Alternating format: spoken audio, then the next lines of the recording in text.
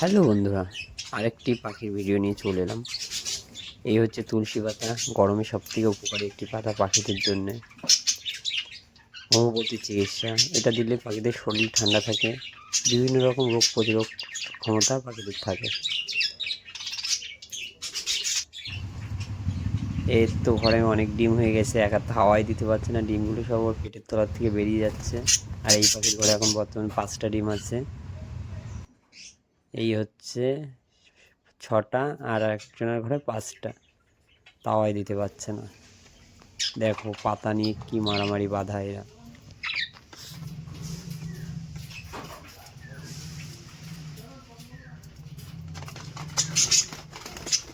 তুলসী পাতা মোটামুটি খাঁচার সামনে আনলে ওরা এমনি খাঁচার বাইরে চলে আসতে যায় পাতাগুলো খেতে।